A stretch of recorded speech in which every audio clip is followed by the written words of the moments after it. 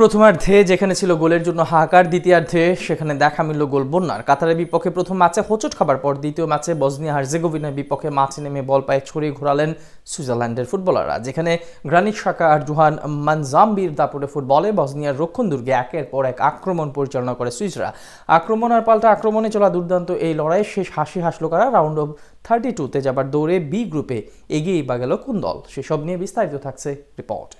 জিতলেই round of 32 নিশ্চিত হবে সুইজারল্যান্ডের জন্য, হারলে তাকিয়ে থাকতে হবে গ্রুপের পরের ম্যাচগুলোর দিকে। অন্যদিকে আসরে টিকে থাকতে সুইসদের বিপক্ষে জয়ের বিকল্প ছিল না বসনিয়া হার্জেগোভিনার সামনে। আর এমন সমীকরণ সামনে রেখে লস অ্যাঞ্জেলস স্টেডিয়ামে মুখোমুখি হয় ইউরোপের এই দুই দল, যেখানে শুরু থেকেই বল পায়ে পাওয়া যায় হাড্ডাহাড্ডি লড়াইয়ের আভাস। ফলস্বরূপ ম্যাচের মাত্র 8 মিনিটেই 25 গজ দূর থেকে দারুণ এক দূরপাল্লার শট নেন গ্রানিট শাকা। তবে এ সময় বসনিয়ান ডিফেন্ডার নিকোলা ক্যাটিকের গায়ে লেগে বল ডিফ্লেক্টেড হলে গোল বঞ্চিত হয় সুইজারল্যান্ড। ঠিক 2 মিনিট পর ডিবক্সের বাইরে থেকে দান এন্ডোয়ের উদ্দেশ্যে দারুণ এক থ্রু বল পাঠান শাকা, আর বল পেয়ে দারুণ এক শট নেন এন্ডোয়ে। তবে অল্পের জন্য সেই শট লক্ষ্যভ্রষ্ট হলে এগিয়ে যাবার সুযোগ হারায় সুইসরা। এরপর প্রথমার্ধের 20তম মিনিটে সিলভার উইডমেরের উদ্দেশ্যে ডিবক্সের বাইরে থেকে রক্ষণচেরা দারুণ এক ডায়াগোনাল বল পাঠান রেমো ফ্রেউলার। তবে উইডমের সেই বল রিসিভ করতে ব্যর্থ হলে গোল করার দারুণ সুযোগ হারায় সুইজারল্যান্ড। পরের মিনিটে এন্ডোয়ের নিচু শটে পরীক্ষায় পড়তে হয় বসনিয়ান গোলরক্ষক ভ্লাসিচকে। তবে শটে গতি কম থাকায় সে যাত্রায় বেঁচে যায় বসনিয়া। এরপর গোল পেতে মরিয়া দেখা যায় ইউরোপের এই দুই দলকেই, যেখানে আক্রমণ পাল্টা আক্রমণে গড়াতে থাকে প্রথমার্ধের সময়। এ সময় ডিবক্সের বাইরে থেকে শাকার নেওয়া দারুণ এক শটে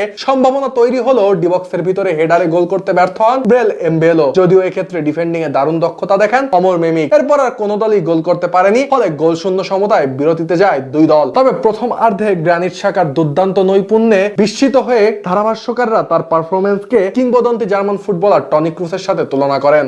আর বিরতি থেকে ফিরে দ্বিতীয়ার্ধে গোল শোধে মরিয়া হয়ে ওঠে দুদলই। ফলস্বরূপ ম্যাচের 56তম মিনিটে দুর্দান্ত এক বাইসাইকেল কিক নেন সুইস স্ট্রাইকার দান এন্ডোয়ে। তবে এ সময় প্রতিপক্ষ বসনিয়ার গোলরক্ষক নিকোলা ভাসিলজো দেখান গ্লাভস হাতে তার ক্যারিশমা, ফলে দারুণ এক গোল থেকে বঞ্চিত হন এন্ডোয়ে ও তার দল। এর ঠিক 3 মিনিট পর এন্ডোয়ের জার্সি টেনে ধরেন অমর ডেডিস, ফলে এ সময় হলুদ কার্ড দেখতে হয় বসনিয়ান এই রাইট ব্যাককে। 2 মিনিট পর স্ট্রাইকার এডিন জেকো দেখেন হলুদ কার্ড। এরপর ম্যাচের 63 মিনিটে দুটি পরিবর্তন আনেন বসনিয়ান কোচ, আর তার ঠিক 2 মিনিট পর হলুদ কার্ড দেখেন Swiss centre back Nico Elvedi. এরপর 71তম মিনিটে মাঠে পরিবর্তিত 3 জন ফুটবলারকে নামান সুইজারল্যান্ডের কোচ মুরাত ইয়াকিন, আর তাতেই পাল্টে যায় পাশার দান, যেখানে ম্যাচের 74 আর 90 মিনিটে জোড়া গোল করেন এন্ডোয়ের বদলি হিসেবে মাঠে নামা জোহান মানজাম্বি। এছাড়া 84 মিনিটে সুইসদের হয়ে অপর গোলটি আসে রুবেন ভার্গাসের পা থেকে। তবে দ্বিতীয়ার্ধে যোগ করার সময় 10 জনের দল নিয়েও বসনিয়ার হয়ে সান্ত্বনাসূচক একটি গোল করেন এরমিন মাহমিক। আর ম্যাচের অন্তিম লগ্নে পেনাল্টি থেকে গোল করে সুইস ভক্তদের গোলের হালি উপহার দেন অধিনায়ক গ্রানিট শাকা। ফলে 4-1 বড় ব্যবধানে জয় নিয়ে মাঠ ছাড়ে ফিফা র্যাঙ্কিং এর 19তম অবস্থানে থাকা এই দলটি।